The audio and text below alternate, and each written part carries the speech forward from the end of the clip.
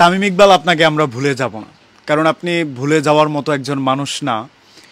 তামিম ইকবালের পুরো 12 মিনিটের মতো একটা ভিডিও দেখে আমরা এইটাই রিয়েলাইজ করতে পারলাম দেশের প্রেক্ষাপটটা এখন কোন দিকে যাচ্ছে, বা কিভাবে প্রত্যেকটা জায়গায় একটা সিন্ডিকেট ঢুকিয়ে রাখা হয়েছে। কে বা কারা এর সাথে জড়িত সেই কথাটা আমি নাই বললাম, কিন্তু তার গলাতে বোধহয় ইনফেকশন, সেই জায়গাটা নিয়ে আজকে একটা স্টেটমেন্ট দিল। বিশ্বকাপে না থাকতে পারার বেকুলতা, বা তার আগে তাকে নিয়ে কথা হয়েছে যে আমি শুধুমাত্র 5টা ম্যাচ খেলবো। তামিম ইকবাল চাইছে যে আমরা সত্যটা জানি। এর আগেও সে প্রাইম মিনিস্টারের রিকোয়েস্টে ফিরে আসছে, সেই জায়গাটা।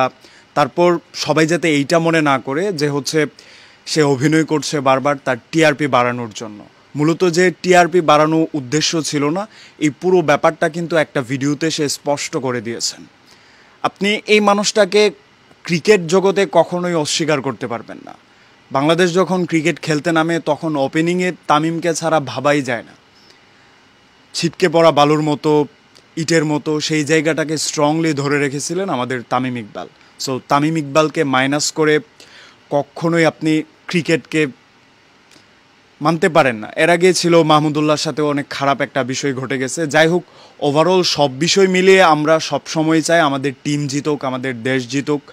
এখন সেটা টি-20তে হোক, ওয়ানডে হোক, যেই কোনো সেক্টরে আমাদের বাংলাদেশ টিম ভালো করুক। এটা প্রত্যেকটা দেশের নাগরিক, তার ক্রিকেট টিম হোক কিংবা অন্য খেলা, প্রত্যেকটাতেই চাইবে।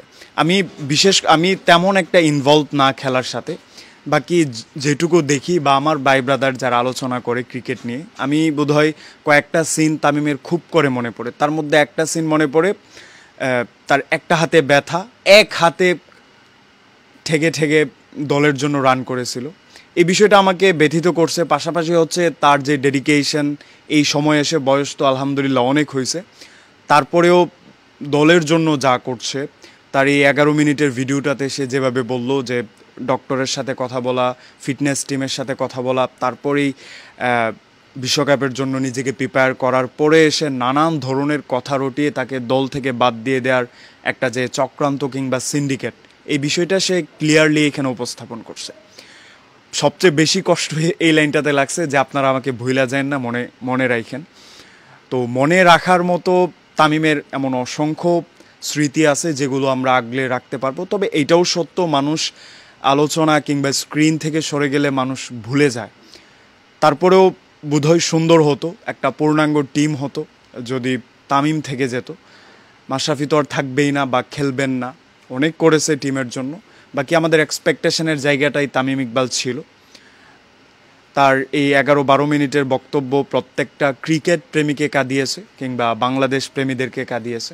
সো ওই জায়গাটা থেকে বলবো সিন্ডিকেট আসলে সব জায়গায় বোধহয় করা উচিত না, কিংবা বাঙালির ইমোশন অথবা যে জায়গাটা আমাদের জেনারেশন আটকে আছে ক্রিকেট খেলা নিয়ে, অ্যাটলিস্ট হয়তো এই জায়গাটাকে ওইভাবে একটা প্রতিবন্ধকতা কিংবা সিন্ডিকেটের জায়গা না বানালেও হতো।